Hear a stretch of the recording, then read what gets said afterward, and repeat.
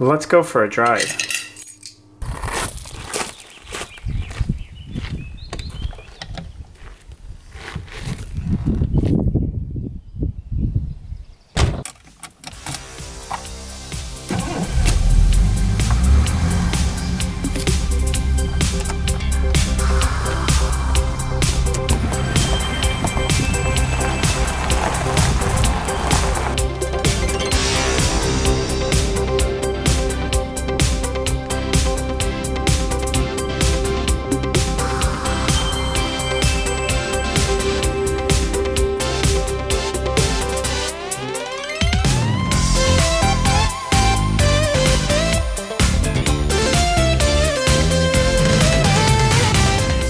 Welcome back to Living with a Classic. We're out in my 1975 Jaguar XJ6. It's a 4.2 liter straight six in Series 2 form. If you're new to the channel, I got this car in about December with a blown head gasket. Kind of bought it as a Christmas present for myself. And I've been fixing it up as a project on the channel. So there's been a whole video series of getting this car back on the road. If you haven't seen that, I'll put a link to it up above and down below so you can check out that whole video series. Basically, had the top half of the engine apart, rebuild the carbs, check the head, new head gasket. Just a lot of work was done to this car. But everything was done on the cheap. I did it as a DIY project at home, and the goal was to get it back on the road under $1,000. And it was about $580 to get this thing back on the road, and I'm really happy with it. And since then, I haven't really done anything except I promised I was going to have it as my daily driver. And now it's a 1 month update of driving this beautiful car as a daily driver. Fortunately, when I planned to use this as a daily driver, and I talked about it here on the channel, the whole Corona thing wasn't really a thing. The whole global lockdown hadn't really gone into effect. Even though I do live in Sweden, we don't really have a real lockdown. But the company I work from, we've all worked from home since about March or April. So I haven't really done that much driving. Even though this has been my daily driver, it hasn't really done the miles I thought it would, because I haven't gone back and forth to work. But I've still been out in it almost pretty much every day. If it's running errands, getting my daughter from daycare, going to the grocery store, going to get parts for the car, it has been used as my only car. And actually, it's been really fantastic. It starts first time, every time on the button. It's been perfectly reliable.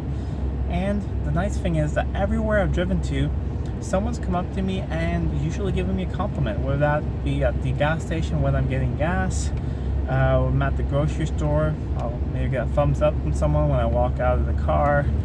I've even had young people be into the car. I was, as you can probably tell, I'm driving out in the country. I live out in the middle of nowhere in the country. So I was driving away from my house, and I pulled over to the side of the road because these two girls were coming my way on horses. And I just wanted to, stay on the side of the road just to let the horses pass. And I had my window down because it was really hot. I don't think they knew that my window was down, so they probably didn't know I was hearing what they were saying. And one of them turned to the other when they were riding past and said, "Man, that's really a gorgeous car." And that's really cool to hear, like a teenager, not a teenage guy, a teenage girl actually think that one of these old cars is a cool car. And then I really do think it is a cool car. So during this month, it hasn't really been any huge mileage or anything. I've driven about 1,000 kilometers, which I'll convert to miles and put up here as well as a little note. But that's not really that much at all. But for being a car that hasn't probably done that much in the past couple of years, it's probably a lot. I mean, a lot of people maybe only drive 1,000 kilometers a year with their Classic. So what's it like to daily drive such an old car? Well, it's not that much of a difference. I mean, I can't even feel that this is a 45-year-old car. It feels very modern. Like I said, it starts up right away. I just put it in drive and I go away. It has power steering, has good brakes, it has pretty good lights on it, even though it's summer here, so it almost never gets dark. But I've had to use the lights once. We were driving with my wife and my daughter back from visiting some family, and we took a shortcut up over the mountain range I live on. And out of nowhere, a bunch of wild boars just ran into the road. And I think if it weren't for the good main beams I had on, I might have hit them, and the good brakes. So I slammed on the brakes, got to test those, got to test the main head beams, and luckily I didn't hit any of those wild boars. The only thing I kind of miss in this car that you will miss if you decide to daily drive a classic or an old car is this particular car does not have AC. So it gets pretty hot, but you know, just roll the window down, have plenty of ventilation. There's lots of different things you can open up to get ventilation into the cabin, and it's not that bad. But that's probably one thing that I would add to this car. I think if I'm going to keep it as a daily driver, which I think I will, I'm definitely going to add air conditioning to it. It's something I just like to have. I have it in my other XJ12, which is also Series 2, and I think it's just fantastic. It's a nice thing to have, and these cars were available with AC when new. This one was not ordered with it, but it was definitely a period correct option for this car, so I'm definitely going to fit AC. So I'm going to pull over to the side of the road here, and we'll get out, have a look at the car in detail. I'm going to tell you why I think the Jaguar XJ6, be it a Series 1, a Series 2, or a Series 3, is a really good classic car to use on a daily basis. So why do I think the XJ series, and especially the XJ6, makes such a good daily driver classic?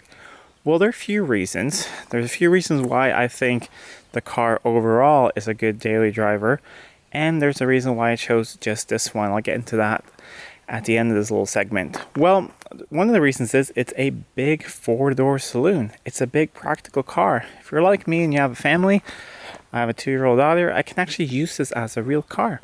I fitted a modern, safety car seat here in the back, which I did get some critique for some people, but I don't really understand why you would critique that. A lot of people say, oh, you shouldn't fit that in a classic. Well, why not? It just hooks out if I don't want to use it. It doesn't make any marks. It doesn't do anything. And it lets a person of the next generation actually be able to go along and enjoy one of these cars. She absolutely loves to go along for rides. She runs out to the car.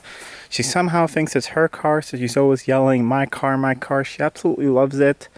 So why should I not let her be able to go along?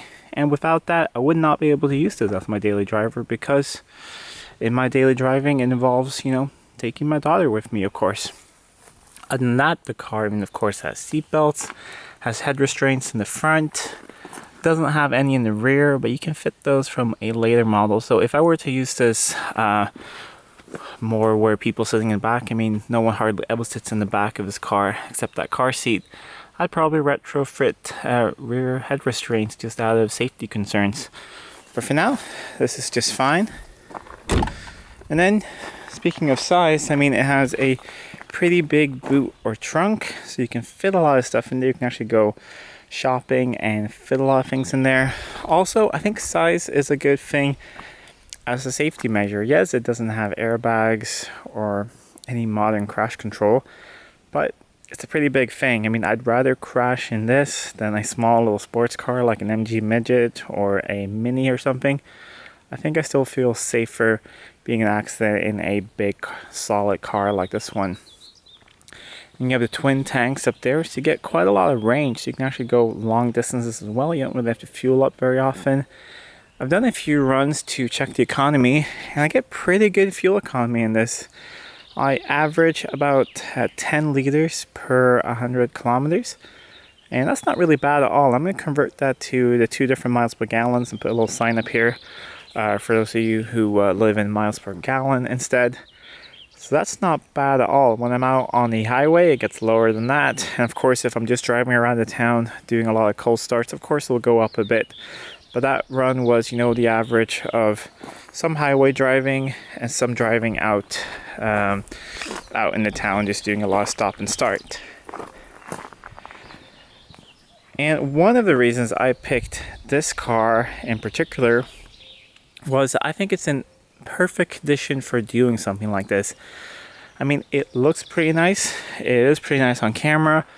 And as you can probably see, it does need a polish. And I washed it yesterday, but there's so much pollen here, it gets dirty in one day.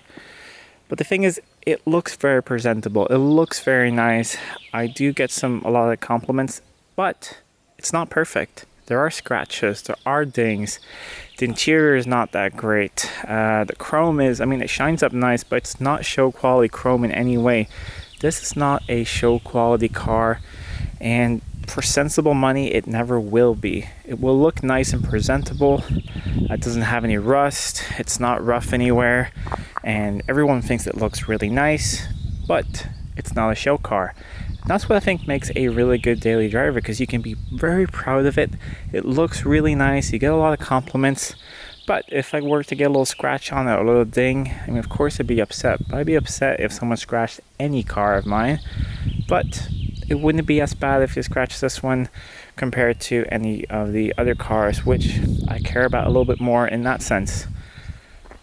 Another reason I think the XJ6 is a good daily driver, because if you want to have a classic as a daily driver, it should be pretty easy to work on. And it should be easy to get parts. You shouldn't have to wait for weeks to get parts. That's okay for a classic car you only use on the weekend, but not for a daily driver. So this one is just a big straight 6. Very simple. It's on carbs. The later ones were on fuel injection, and that's pretty simple as well. I mean, it's fuel injection from the 70s and 80s. That's not very complicated at all. So big straight 6. Everything is super easy to get to. Just plugs right there in the middle. Carbs over there, air cleaner, battery, radiator, top it up. There's nothing difficult at all with just checking fluids on this car. Even if you're not mechanically inclined at all, you can, have a look at this and actually check, throw oil in it, do I have coolant, are there any leaks? You can do all that basic stuff yourself, and it's a great car to learn basic maintenance on. It's very easy to change fluids, it's very easy to change hoses and parts. It's a great do-it-yourself car, and I think that's one of the things you need with a classic that you drive every day. It should be a little bit of a do-it-yourself thing. If you were to have to pull over to the side of the road because it doesn't run, you should be able to figure out sort of what's going on and maybe fix it so you could get home. So of course, maybe you should carry some tools. I carry some tools, some screwdrivers, some spanners, and some extra hose for some fuel, and that's about it. And then you can actually get home if something were to happen. That's my 1 month update of daily driving this 45-year-old Jag, and maybe it's a little bit of a boring update because, well, nothing really went wrong. It's been perfectly reliable. It's basically been like driving a brand new car, or like when this car was new. It just worked just the way it's supposed to. So maybe if you have a classic car like this one in this type of condition, where it's it's not a show car, but it's in good mechanical order and it looks pretty nice, maybe you should consider daily driving it as well, because it is such a reward to actually use a car that you worked on and you got back on the road, and to be able to use it as a normal car, to be able to get those nice compliments just when you go and do ordinary things. Maybe you're having a bad day or something, but you have to go and get gas, and someone pulls up next to you and thinks that you have a really beautiful car. I mean, those things really make your day if you're a car person. So please let me know in the comments down below if you've daily driven any of your classics, and also let me know if you want me to continue updating while I daily drive this car in video form like this, maybe after a few months, or there'll be an update, of course, if something happens to it. Also, if you want more frequent updates of the cars I use on a daily basis, like this one, I have an Instagram page as well. It's called Living with a Classic. I'll put a link to it down below, so you can check that out and follow me there if you want more daily updates from the channel. There's a lot behind the scenes stuff there, so you can follow me there if you want more updates. So if you like this video, please give it a thumbs up and share it with your friends. And if you're not already subscribed, please subscribe to the channel. It really helps out a lot. And until next time, I'm Adam, and this was Living with a Classic. I'll see you soon.